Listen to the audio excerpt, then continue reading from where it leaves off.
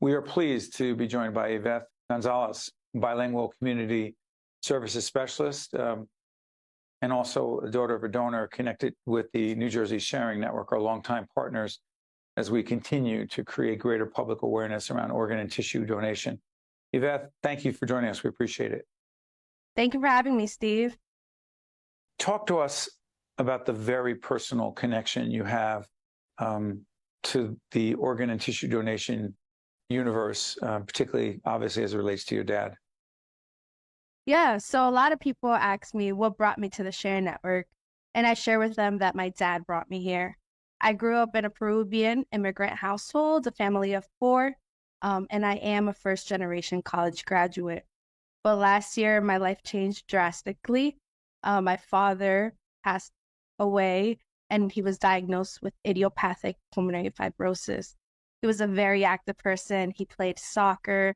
And if he was not playing soccer with his friends, he was actually playing football with my younger brother. He was 47 at the time, and this news changed our lives forever.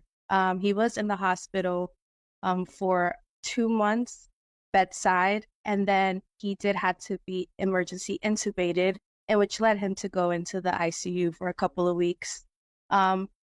With this news and this devastation, he was in the ICU, and with the discussion of the healthcare team and nurses, my father's health was not making any meaningful recovery.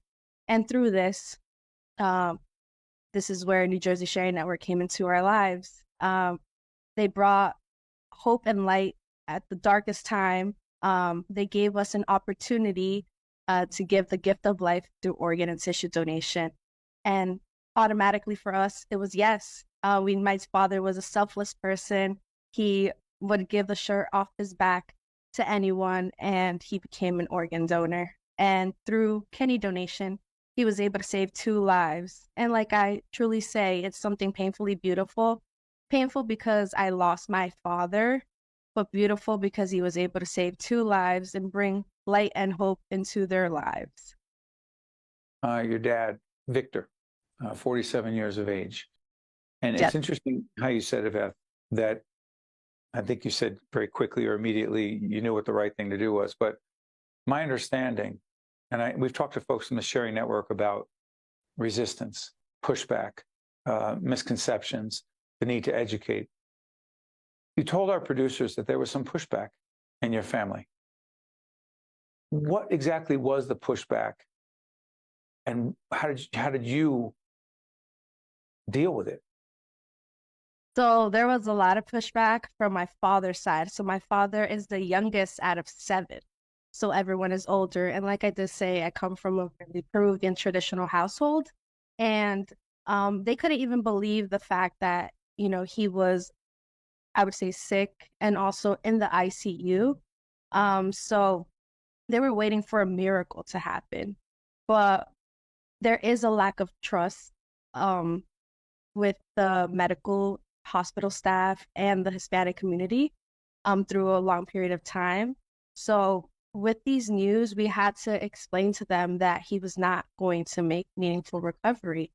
And we had to sit down and we had to discuss. And my mother and I knew what the answer was for us. We knew he would make meaningful and give the gift of life through organ and tissue donation. Did you think that's what your dad would have wanted? Yes, I truly believe he was a very selfless person and a giving person. A lot of people knew him for his big contagious smile, and he would always give and help people the best way he could. Yeah. And if I have this quote wrong, please help me. But I believe you told our producers that some of your dad's family members wanted him to go to heaven whole. No, that is correct. How did you respond to that?